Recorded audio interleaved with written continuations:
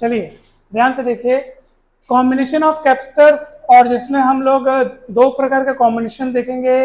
एक हम देखेंगे सीरीज कॉम्बिनेशन और एक देखेंगे पैरेलल कॉम्बिनेशन, यानी श्रेणी क्रम संयोजन और समांतर क्रम संयोजन। तो अभी हम देख रहे हैं सीरीज कॉम्बिनेशन। सीरीज कॉम्बिनेशन में हम कैपेसिटर्स को कैसे कंबाइन करते हैं, कैसे जोड़ते हैं, हम उस बारे में सीखेंगे और फिर रिजल्टेंट उनकी जो कैपेसिटेंस है वो कैलकुलेट करेंगे। मैं आपको बताना चाहता हूं कि कैपेसिटर्स को हम सीरीज या पैरेलल ऑर्डर में जोड़ते क्यों हैं। सुनिए ध्यान से मेरी बात अब सब। जैसे हमारे पास बहुत सारे कैपेसिटर्स रखे हुए हैं, बहुत सारे रखे हुए हैं, लेकिन हमको जिस वैल्यू का कैपेसिटर चाहिए वो वैल्यू का नहीं है। जिस वैल्यू का कैपेसिटर चाहिए नहीं है, हैं बहुत सारे, लेकिन जिस वैल्यू की चीज जो आवश्यकता है वो नहीं है। तो हम क्या करेंगे, उन कैपेसिटर्स को इस तरीके से ऐड करते हैं, इस तरीके से जोड़ते हैं ताकि हम जिस वैल्यू का कैपेसिटर प्राप्त करना चाह रहे हैं वो हमें मिल जाए। तो उसको प्राप्त करने के लिए आपको फिर देखना पड़ेगा कि उनको आप किस ऑर्डर में जोड़ें, पैरेलल में कि सीरीज में कि मिक्स्ड टाइप के। मिक्स्ड मतलब कुछ सीरीज में कुछ पैरेलल में, कौन किसके साथ सीरीज में पैरेलल, उसको आपस में आपको ऐसे जोड़ना पड़ेगा, कनेक्ट करना पड़ेगा ताकि आप जिस कैपेसिटी वाला, जिस कैपेसिटेंस वाला कैपेसिटर आप चाह रहे हैं वो आपको मिल जाए। समझ में आ रहा है? तो अभी हम क्या पढ़ रहे हैं, सीरीज कॉम्बिनेशन। सीरीज कॉम्बिनेशन में क्या होता है आप सब ध्यान से सुनेंगे। जैसे ये बहुत सारे कैपेसिटर आपको दिख रहे हैं, एक दूसरा हो गया और ये तीसरा हो गया, ठीक है, सही है। ये देखो ये ऐसे है ना। तो अब जोड़ते कैसे, ध्यान से सुनो। सबसे पहले आप क्या करेंगे कि ये पहला कैपेसिटर उसकी दो प्लेटें, दूसरा कैपेसिटर उसकी दो प्लेटें, तीसरा कैपेसिटर इसकी दो प्लेटें, ठीक है। पहले आप एक कैपेसिटर, ये पहले कैपेसिटर की पहली प्लेट को आप चार्ज देंगे क्यू, इंडक्शन द्वारा, यानी इलेक्ट्रोस्टैटिक इंडक्शन द्वारा पहले कैपेसिटर की ही जो दूसरी प्लेट है, कौन सी प्लेट है, दूसरी प्लेट है, उसमें इस तरफ माइनस, इस तरफ और उस तरफ प्लस। वेरी गुड, हाँ ठीक है। उस तरफ क्या हो जाएगा, प्लस।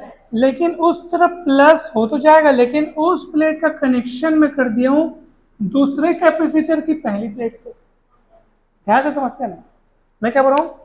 मैंने इसको प्लस क्यू चार्ज दिया, तो इंडक्शन के द्वारा यानी स्थिर विद्युत प्रेरण के द्वारा पहले कैपेसिटर का जो दूसरा प्लेट है उसके इस तरफ माइनस और इस तरफ क्या हो जाएगा, प्लस चार्ज। अब ये प्लस चार्ज यहाँ है, लेकिन इसको मैं कनेक्ट कर दिया हूँ इस वाली प्लेट से। ये कौन सी प्लेट है, दूसरे कैपेसिटर की पहली प्लेट है, दूसरे कैपेसिटर की पहली प्लेट है। तो ये इधर वाला जो प्लस चार्ज है वो इसके पास चला गया। अब जब ये प्लस चार्ज इसके पास चला गया तो फिर वैसी बात होगी कि इंडक्शन के द्वारा इस प्लेट में इस तरफ माइनस होगा और उस साइड प्लस होगा, लेकिन उसका कनेक्शन मैं तीसरे कैपेसिटर की पहली प्लेट से कर दिया हूं, इसलिए इधर वाला प्लस चार्ज इसके पास चला गया। समझ में आया कि नहीं?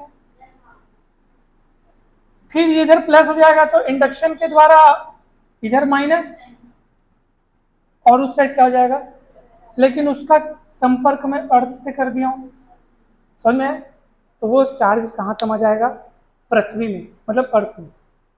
तो इस प्रकार अब सुनिए मेरी बात को, सीरीज कॉम्बिनेशन में कैसे जोड़ते हैं। सीरीज कॉम्बिनेशन में जोड़ने के लिए आपको पहले कैपेसिटर की दूसरी प्लेट को दूसरे कैपेसिटर की पहली प्लेट से, फिर दूसरे कैपेसिटर की दूसरी प्लेट को तीसरे कैपेसिटर की पहली प्लेट से, तीसरे की दूसरी प्लेट को चौथी की पहली प्लेट, जितने हैं उतना ऐसे जोड़ते जाते हैं। अभी हमने 3 लिए हैं, फिर 3 है मतलब ये लास्ट वाला है, और लास्ट में जो कैपेसिटर रहेगा उसकी दूसरी वाली प्लेट को अर्थिंग कर देते हैं। अगर आप 10 ठोक ले रहे हैं तो 10वां वाला लास्ट रहेगा और उसकी दूसरी प्लेट, जो दूसरी प्लेट है उसको अर्थिंग कर देना लास्ट में। समझ में? जैसे हमने यहाँ कर दिया। अब सुनो, चार्ज आपने केवल और केवल एक ठोक प्लेट को दिया है। शुरुआत में बस चार्ज ही था, सबों को आपने चार्ज नहीं दिया, आपने चार्ज एक बार दिया, वो तो इंडक्शन के द्वारा सब में फैलता गया। स्थिर विद्युत प्रेरण हम लोग पढ़े ना, ठीक है। अब सुनो, क्योंकि चार्ज आपने एक बार दिया और वही चार्ज सब में फैल गया इंडक्शन के द्वारा, इसलिए हम कहेंगे कि चार्ज की वैल्यू सब में क्यू क्यू है, चार्ज की वैल्यू सब में क्यू क्यू। यहाँ प्लस वाली प्लेट में प्लस क्यू, माइनस वाली प्लेट में माइनस क्यू, प्लस वाली प्लेट में प्लस क्यू, माइनस वाली प्लेट में माइनस क्यू। ठीक है, सभी कैपेसिटर्स की दोनों प्लेटों के बीच पोटेंशियल डिफरेंस अलग अलग होगा। V1 इधर कितना मान लो, V2 इधर कितना मान लो। सभी कैपेसिटर्स की कैपेसिटीज अलग अलग होंगी, C1 C2। कोई डाउट है क्या? ये उनकी कैपेसिटेंस है, C1 C2 C3। दोनों प्लेटों के बीच potential difference V1 V2 V3। Charge same होगा, चार्ज मैंने एक बार दिया वही तीनों में चला गया, समझ में? अब सुनो, हम लोग फॉर्मूला पढ़े, याद रखना, C equal Q by V. C equal क्या पढ़े हैं? Q by V. इस सवाल मतलब इस फॉर्मूले को आप हमेशा याद रखें। अगर इस फॉर्मूले को मैं पहले कैपेसिटर के लिए लगाऊंगा तो मैं यहाँ पे लिखूंगा C1 V1, Q को 1 नहीं लिखूंगा, Q तीनों के लिए सेम है, Q तीनों के लिए क्या है? सेम है। एक काम करो, यहां से आप V1 का वैल्यू निकाल लो, V1 को उधर बेच के C1 नीचे ला लो। डाउट है क्या? ये किसके लिए लिखा हूं मैं? पहले कैपेसिटर के लिए। अब दूसरे कैपेसिटर के लिए लिखूंगा इसी प्रकार, लाइकवाइज, मतलब इसी प्रकार, या सिमिलरली आप लिख सकते हो। सिमिलरली आप दूसरे कैपेसिटर के लिए क्या लिख सकते हो बताइए? दूसरे कैपेसिटर की दोनों प्लेटों के बीच पोटेंशियल डिफरेंस कितना है? V2 है, तो V2 कितना हो जाएगा बताओ? Q upon C2। सिमिलरली आप तीसरे के लिए क्या लिख सकते हो? क्लियर है क्या? पक्का? अब सुनो, अगर तीनों जो वो क्या बोलते हैं अपन, तीनों कैपेसिटर्स को अगर अपन देखें, तीनों कैपेसिटर्स के सिरों के बीच, मतलब डायरेक्ट यहाँ से यहाँ के बीच टोटल पोटेंशियल डिफरेंस, क्या चीज? टोटल पोटेंशियल डिफरेंस अगर अपन देखें तो वो कितना होगा बताओ भला? V is equals to V1 plus V2 plus V3। V1 plus V2, तीनों पोटेंशियल डिफरेंस को जोड़ना पड़ेगा, तब रिजल्टेंट पोटेंशियल डिफरेंस हमको मिलेगा। कोई डाउट है क्या? पक्का? चलें आगे, चलो तीनों की वैल्यू रखो। V1 की वैल्यू कितनी है? Q बाई C1, ये थे। V2 की वैल्यू कितनी है? V3 की वैल्यू कितनी है? हाँ, एक कदम आगे भाग जाता हूँ समझ में आया कि नहीं है? Q by C2 plus Q by C3, और ये V है, इसको इक्वेशन नंबर 1 दे दो। ठीक है, अब सुनो, what is V? What is V? तीनों पोटेंशियल डिफरेंस का सम, यानी तीनों पोटेंशियल डिफरेंस का रिजल्टेंट है ना। अब सुनो, आप अपने मन में एक ऐसे कैपेसिटर की कल्पना करो जिसकी प्लेटों के बीच आपने उतना ही पोटेंशियल डिफरेंस दिया हुआ है जो इन तीनों के सम के बराबर है।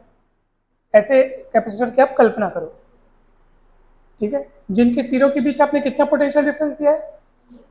उतना ही तीनों के सम के बराबर है, और आपने उसको उतना ही चार्ज दिया है जितना चार्ज आपने इनको दिया था, Q। और तब उस कैपेसिटर की जो कैपेसिटी होगी, तब उस इस कैपेसिटर की जो कैपेसिटी, वो कैपेसिटी इन तीनों कैपेसिटर की जो कैपेसिटीज का जो रिजल्टेंट है वो होगी। क्यों बताऊं? क्योंकि आपने पोटेंशियल डिफरेंस कितना दिया है? उतना ही जो इन तीनों के पोटेंशियल डिफरेंस का सम है। चार्ज क्यों दिया है? जो तीनों के पास क्यू चार्ज था। तो जब दोनों चीजें इन तीनों के जैसी दी हैं, इन तीनों के टोटल के जैसी दी हैं, तो इनकी जो इसकी जो कैपेसिटी होगी, वो कैपेसिटी भी इन तीनों कैपेसिटर्स के रिजल्टेंट कैपेसिटी के बराबर होनी चाहिए। और इसका फॉर्मूला क्या होता है? C equal Q by V. V, अब यहाँ से हम लोग क्या करेंगे, यहाँ से V का वैल्यू निकालेंगे और क्या लिख देंगे? Q बाई V, और ये Q बाई C, और ये V की वैल्यू Q बाई C यहाँ रख देंगे क्वेश्चन नंबर 1 में। तो आप रखो, पुट द वैल्यू ऑफ, इसको एक बार फिर से बताता हूँ, चिंता मत करना। Put the value of V in equation 1, क्या होगा बताओ? V की वैल्यू पुट करो Q by C equation number 1 में, तो क्या होगा? Q by C, Q by C1, Q by C2, सब से Q Q Q Q Q Q cut जाएगा, तो कितना बचेगा आपके पास? कॉमन निकल के फिर कट जाएगा, तो 1/c is equals to 1/c1 plus 1/c2 1/c3। पहले क्योंकि कॉमन निकलेगा फिर कट जाएगा, मैं डायरेक्ट लिख दूँगी, ये आंसर आपका। समझ में आया कि नहीं है? अब मैं आपको इसको एक बार बताता हूँ और अच्छे से। ये इक्वेशन 1 देने के बाद आपको क्या करना है, आपको ये सोचना है। अच्छा एक बात बताओ, दिमाग लगाओ, ये तीनों कैपेसिटर्स को मिला करके अगर मैं एक कैपेसिटर सोचूं, ये तीनों के बदले अगर एक कैपेसिटर सोचूं, तो पूरा आप सर तीनों के बदले आप एक सोच रहे हो, मतलब एक मात्र ऐसा कैपेसिटर सोचो जो इन तीनों को मिलाने से समझ जाओ प्रकट हुआ है, तो उसका पोटेंशियल डिफरेंस कितना होगा? उतना ही जितना इन तीनों का सम है, चार्ज उतना ही जितना इन तीनों को मिला, क्यों क्यों क्यों क्यों क्यों। और कैपेसिटी फिर कितनी होगी, कैपेसिटेंस कितनी होगी? कैपेसिटेंस भी उतनी होगी जितनी इन तीनों के कैपेसिटेंस की रिजल्टेंट होनी चाहिए। उसका फॉर्मूला लिख लिया फिर भी इसकी वैल्यू निकाल के रख दिया, इसलिए ये जो सी निकला है, इसलिए जो सी निकला है यहाँ पे जो सी है, ये तीनों कैपेसिटर की जो कैपेसिटेंस है उनका रिजल्टेंट शो करता है। फॉर्मूले में हमको 1/c दिख रहा है, क्यू को काट के, बहुत बढ़िया। ये Q बाई सी लिखा हुआ है, Q Q कॉमन निकालो, यहाँ 1/Q कॉमन, यहाँ 1/C1 बचेगा, यहाँ 1/C2 बचेगा, यहाँ 1/C3 बचेगा, फिर Q ऐसे कट जाएगा।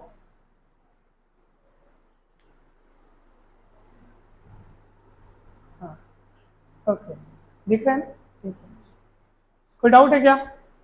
फिर Q कटने के बाद जो बचा है वही तो मैंने लिखा है यहाँ पे। इस बात को कैसे बोलोगे पता है? सुनो, ये क्या है? सी क्या है? तीनों कैपेसिटर्स का रिजल्टेंट कैपेसिटेंस, तीनों कैपेसिटर्स का, और ये 1/c रिजल्टेंट कैपेसिटेंस का रेसिप्रोकल यानी होता है उल्टा। तो मैं पूछूंगा आपसे व्हाट इज 1/c, तो तुम क्या बोलोगे? What is 1/c? तो रेसिप्रोकल ऑफ रिजल्टेंट कैपेसिटेंस, यानी कि तीनों की परिणामी धारिता का व्युत्क्रम। व्युत्क्रम यानी होता है उल्टा, व्युत्क्रम यानी उल्टा, रेसिप्रोकल। तो मैं पहले हिंदी में बोलता हूँ फिर इंग्लिश में बोलूंगा, ठीक है? आपने जो रिजल्ट लाया है ना उसको मैं बोलना चाहता हूँ वाक्यों में, तो मैं क्या बोलूंगा? अतः जब संधारित्रों को श्रेणी क्रम में जोड़ा जाता है, कौन से क्रम में जोड़ा जाता है?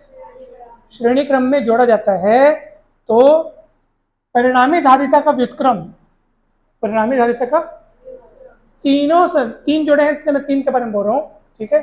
तो परिणामी धारिता का व्युत्क्रम तीनों संधारित्रों की धारिताओं के व्युत्क्रम के योग के बराबर होता है। यानी कि ये कौन है? ये पहले संधारित्र की धारिता, उसका व्युत्क्रम। ये कौन है? दूसरे संधारित्र की धारिता, उसका व्युत्क्रम। ये कौन है? तीसरे संधारित्र की धारिता, उसका व्युत्क्रम। और तीनों के योग के बराबर होता है। कौन? परिणामी धारिता का व्युत्क्रम, क्योंकि ये 1/c है, सी नहीं है।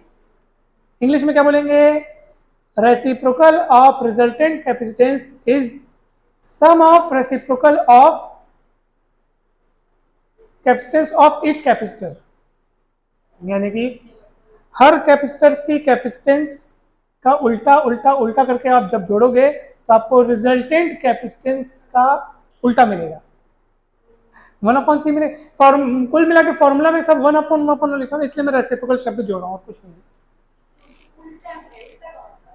हाँ रेसिप्रोकल। एग्जाम्पल दो क्या? पक्का? चलिए मान लीजिए आपने तीन कैपेसिटर को जोड़ा है, तीन कैपेसिटर को जोड़ा है, तीनों की कैपेसिटीज मैं यहाँ पे लिख के आपको बता देता हूँ। मान लीजिए एक की कैपेसिटीज है 2 माइक्रोफैरेड, एक की कैपेसिटेंस कितनी है? 2 माइक्रोफैरेड। दूसरे की कैपेसिटेंस है मान लो 3 माइक्रोफैरेड, और तीसरे की है मान लो 6 माइक्रोफैरेड। एक का कैपेसिटेंस कितना है? 2 माइक्रोफैरेड। दूसरे का कैपेसिटेंस, तीसरे का, और आपको बोल रहा है कि ये तीनों सीरीज ऑर्डर में जुड़े हुए, सीरीज में दिख रहा है आपको। आपने को बताओ कि रिजल्टेंट कैपेसिटेंस कितना होगा? रिजल्टेंट मतलब तीनों को मिला करके एक नया, जो तीनों को सीरीज में जोड़ने से एक जो नया कैपेसिटर बनेगा, ये उसका कैपेसिटेंस कितना होगा? तो हम क्या करेंगे? C1 की वैल्यू कितनी दी है? 2 रख देंगे। C2 की वैल्यू कितनी दी है? 3 रख देंगे। C3 की वैल्यू कितनी दी है? 6 रख देंगे और ये 1/C। What is C resultant capacitance? Resultant capacitance मतलब क्या होता है पता है? कि तीनों को सीरीज में जोड़ने से ये पूरा का पूरा कॉम्बिनेशन का कैपेसिटेंस कितना होगा। अलग अलग में इनका कैपेसिटेंस ये है, तीनों को जोड़ने के बाद, सीरीज ऑर्डर में जोड़ने के बाद इन लोग रिजल्टेंट कैपेसिटेंस क्या प्रोवाइड करेंगे आपको। ठीक है, तो कैसे निकालेंगे? तो आप इसका एलसीएम निकालो। 2 3 6 का एलसीएम कितना आएगा? 6 एलसीएम। फिर कैसे करते हैं बताओ भला? 6 को 2 से डिवाइड करते हैं, कितना बचता है? 3। 3 एक कम 3, ऐसे करते हैं पता है? नीचे वाले डिवाइड करके ऊपर मल्टीप्लाई करते हैं। 6 को 3 से डिवाइड करो, 2 एक कम 2। 6 को 6 से डिवाइड करो, 1 एक कम 1। समझ में आया? 3 2 5 1 6, 6/6 1/C। 6 6 कटेगा, 1/C इक्वल 1। दोनों पक्षों को पलट भी दोगे तो 1 का उल्टा 1 होता है। नहीं समझ में आया क्या? आंसर कितना आया? 1 माइक्रोफैरेड। यानी कि आप खुद सोच लो कि जरा सोचो कि 3 कैपेसिटर मैंने लिए थे। कितने लिए थे? मान लो मेरे पास 3 कैपेसिटर हैं, 1 3 है ना, ये 3 कैपेसिटर हैं। एक की कैपेसिटेंस है 2 माइक्रोफैरेड, एक की कैपेसिटेंस है और एक की 6। और मैं बोलूँगा यार मेरे पास 3 है लेकिन मेरे तीनों किसी काम की नहीं, मेरे को तो 1 माइक्रोफैरेड कैपेसिटी वाला कैपेसिटर चाहिए। मेरे को मान लो मेरे को कितना चाहिए? मेरे को 1 माइक्रोफैरेड कैपेसिटर वाला कैपेसिटेंस वाला कैपेसिटर चाहिए। तो मैं क्या करूंगा? तो तीनों मेरे लिए बेकार है क्या? नहीं, दिमाग लगा के मैं तीनों को सीरीज ऑर्डर में जोड़ूंगा, क्योंकि मेरे को पता चल गया है कि तीनों कैपेसिटर को जब मैं सीरीज ऑर्डर में जोड़ूंगा तब जो तीनों मिलकर के जो एक नया प्रकट होगा, नया जो कैपेसिटर, जो उनका प्रभाव, उनका जो भी इफेक्ट होगा, उनकी जो भी कैपेसिटेंस होगी वो कितनी होगी? 1 माइक्रोफैरेड होगी। ये मेरे को पता चल गया। तो भले ही वो तीनों की कैपेसिटी अलग अलग थी, लेकिन तीनों को जब सीरीज ऑर्डर में जोड़ा तो रिजल्टेंट कैपेसिटी कितनी निकली? 1 माइक्रोफैरेड, जो कि इन तीनों से कम है ना। इसलिए एक कंक्लूजन आप और सुन लो, समझ लो, जान लो। जब कभी आपको कैपेसिटेंस को कम करना हो, यानी कि अगर अगर आपका रिक्वायरमेंट है कि सर हमको कम कैपेसिटेंस वाला कैपेसिटर चाहिए, तो आप क्या कीजिए? आप उनको सीरीज ऑर्डर में जोड़िए। तो सीरीज ऑर्डर में जोड़ने के बाद जो रिजल्टेंट कैपेसिटी आपको मिलेगी, जो रिजल्टेंट कैपेसिटेंस आपको मिलेगा, उसकी वैल्यू कितनी होगी पता? उन तीनों में से जो सबसे कम वैल्यू वाला रहेगा, या तो उतनी मिलेगी नहीं तो उससे और कम मिलेगी। जैसे आंसर कितना मिला है? 1। देख लो, इन तीनों में से जो सबसे छोटा है उससे और छोटा है। तो हमेशा याद रखना, जो तीनों में से जो सबसे छोटा रहेगा या तो उतना ही मिलेगा या तो और उससे कम मिलेगा। हमेशा याद रखना। ये मैं आपको जो बताया हूँ ना, वो हमेशा जनरल केस है। ठीक है, जनरल केस है कि हमेशा जब भी सीरीज ऑर्डर में जोड़ते हैं तो resultant capacity always always always come हो जाती है। पक्का? कोई डाउट है क्या? तो इसलिए हमेशा याद रखना, कैपेसिटेंस को जब भी कम करना हो तो उनको सीरीज ऑर्डर में जोड़ा जाता है। यानी आपको कम कैपेसिटेंस वाला अगर कैपेसिटर की जरूरत है तो आप कैपेसिटर्स को सीरीज में जोड़िए, सीरीज में जोड़िए। Any doubt? अब कुछ पूछना हो तो पूछ सकते हैं।